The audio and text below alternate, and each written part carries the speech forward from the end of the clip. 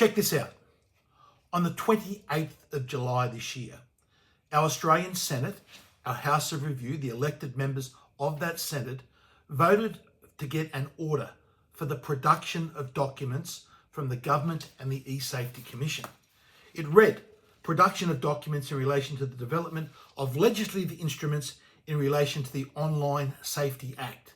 Now that Online Safety Act is what the eSafety Commission is preparing to force Australians to have digital ID and some type of biometric facial scanning.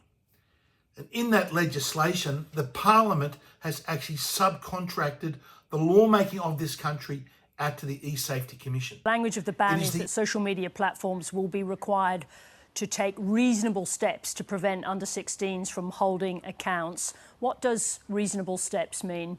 I mean, reasonable steps is a pretty common test under the law, and I think it comes down to common sense. And in this case in particular, it comes down to whether the eSafety Commissioner is satisfied. It is the eSafety Commissioner, eSafety Karen as we like to call her. She is the one that's going to decide how this law will work, not the Parliament.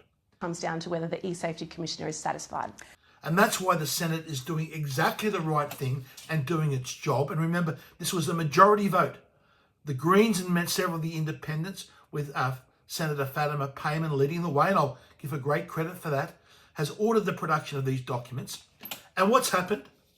Well, in the production, just have a look at this. The documents are heavily redacted that they are simply useless to the Senate. Here you go through page after page after page with just big black lines through it, entire pages blacked out, just redacted information. This is not how our democracy should work. And the irony of this, and the pathetic irony is, the Senate is elected by the Australian people. They are there to surveil the government of the day, hold the government of the day to account. That's how it works under our Constitution. The Senate, no law is law unless it's passed by the Senate. The Senate has these special powers. So they are there to put surveillance upon the government and the bureaucracies to hold them account. And here we have the government and the eSafety Commissioner plotting to surveil the Australian people and redacting all these documents. What is the government up to? We know they are liars. We know they cannot be trusted. And here they are redacting all these documents. So the Senate, that prevents our Australian Senate, that prevents our elected representatives from doing their job. This is an outrage for every Australian. But one of the documents that provides real concern is this document here. It's not actually dated here, but it says here, it refers to the government, our proposed objectives. And it goes on here, to highlight the government's approach to social media regulation, including, and then it gives us 5 bullet points. Well, 4 of the 5 bullet points are redacted. So we have no idea what the 4 of the 5 points are about the government's approach to social media regulation. Now, we were told that this was all about age verification, stopping people under 16 from accessing social media. That was it. But many of us saw through these lies, and we know it's simply a Trojan horse. And what more of a smoking gun would you want when 4 of the 5 points here are simply redacted? And if you go through that document, most of it's all redacted here, again, preventing the Senate from doing their job.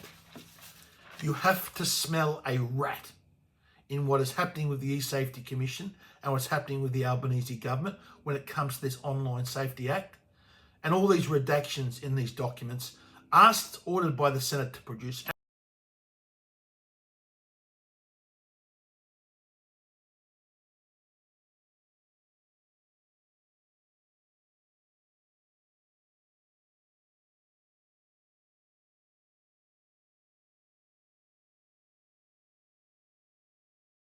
And remember, this is for the Senate. It is not just for the average Australian punter to have a look at.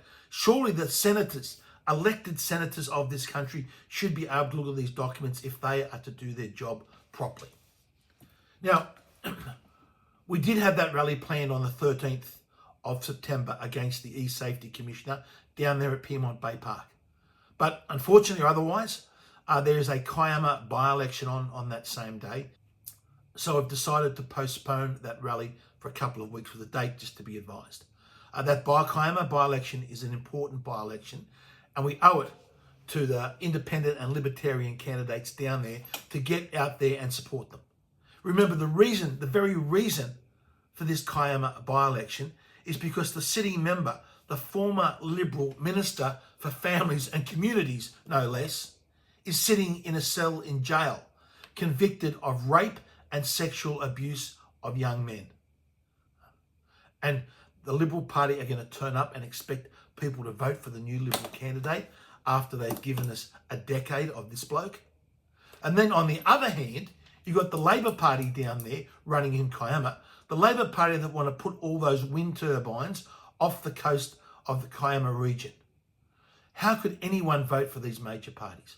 So it's important that we support our candidates down there. And so on the 13th, I'm going to be down there in Kiama helping our Libertarian candidate. And for that reason, we've decided to postpone that rally. We've only got one bite at the cherry at that Kiama by-election, where people should get out there, and people of Kiama get out there and vote against the sitting parties and hopefully give our Libertarian candidate a lot of support. That's what should be done, and that's why we've postponed the rallies. There's no other date for the by-election. The rally, whether it's 1 or 2 or 3 weeks later, we can change that around. So the 13th, the rally's been postponed because we'll all be down there, or many of us will be down there, supporting our candidates down there. Not the Liberal and Labor Party for sure, and not the Teals, but we're supporting our Libertarian candidate down there on the 13th in Kiama at that by-election. And we'll have the rally against the eSafety Commission. Don't worry. Just if we do it a week or 2 later, that just means it's going to be a bigger rally. We've got to make sure we get out in force and send a big message to this eSafety Commission and the Albanese government. We are not going to cop this.